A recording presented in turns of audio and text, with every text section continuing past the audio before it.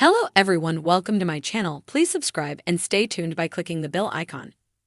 The bear gets the suffering and self-sacrifice of a top-flight kitchen just right. The sentiment described by the bear's Carmy, Jeremy Allen White, an award-winning chef who returns home to run the family sandwich joint after his brother's suicide, is a widely shared belief among top-flight chefs around the world. Elite kitchens run on passion.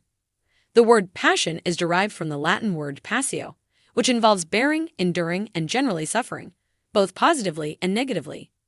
Passion for elite chefs can mean feelings of intense enthusiasm or compelling desire for everything more than anything. Everything here means the pillars of exceptional cuisine, such as highly prescriptive working practices to ensure the highest quality, discipline, and standards. This legitimizes suffering for one's art. To suffer excessively without complaint is to be a special kind of person. On the one hand, passionate chefs create space for boundless culinary excellence, extraordinary customer experiences, and edible masterpieces so flawless that Michelin stars abound. On the other hand, impassioned, obsessive, and abusive chefs suffer deeply in the pursuit of quality and consistency, and so do those around them. In researching how chefs forge identities in elite kitchens, my colleagues and I found that implicit in kitchen work is isolation, abuse, and violence, leading to what we term the aesthetics of suffering. This illustrates the generative qualities, virtues, and even beauty of suffering and its association with resilient culinary professionals. As one senior sous chef with 3 Michelin stars told us, eerily mimicking Carmy, the Bear's 2 seasons, however, don't lean into the common idealization of this sort of passion. The show powerfully demonstrates that the love and artistry that goes into many plates can be as beautiful and creative as it is ugly and destructive. To suffer for art is laudable, but is it good?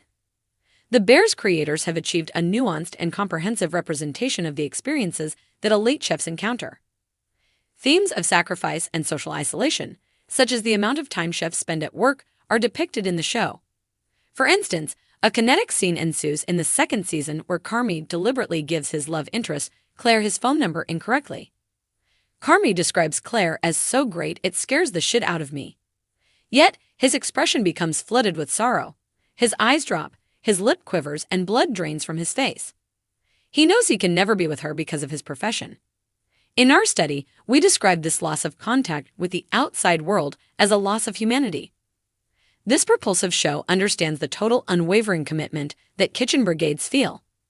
Our research, informed by interviews with 62 elite chefs, indicates that chefs work in the region of 12 to 20 hours per day. Such perceived commitment to their work translates to ideas of a strong and resilient professional that has to choose between having a family and doing a job they are really good at. So is it really as stressful for these chefs as the Bear depicts? Yes, chef, it really is. In our research, we discovered that chefs do not get their accolades by taking it easy or working in easy places. Instead, throughout their careers, chefs described extreme acts of violence as assaults on their personhood, dignity, and sense of worth or value. Chefs subject themselves to many hardships because, as one explained, this is believed to be the pathway to enlightenment. To put oneself in harsh situations where serious learning happens in order to reach a higher goal. Our research revealed seriously traumatic events involving repetitive beatings, 3rd-degree burns, sexual assault, and stabbings, for instance, with knives and temperature probes, the last of which we see Chef Sydney do to front-of-house manager Richie in the 1st series. It is unsurprising, then, that many people working in elite kitchens suffer from poor mental health. This is a recurring theme throughout The Bear, which reaches a sort of apex in the final episode of the 2nd season. Here Carmy gets locked in the walk-in refrigerator, leaving Sydney to run service. Carmy's mental state unravels as he recalls his mental abuse. "You're terrible at this. You are bullshit. You should be dead." These reflexive moments speak to the bullying that chefs endure and the toll it takes on their mental health. Sydney vomits at the end of service. Depictions of these bodily responses matter. Our studies indicate that for chefs, the body assumes that it's going to war. Before starting work, chefs reported vomiting and slash or diarrhea prior to doing a 19 to 20-hour shift.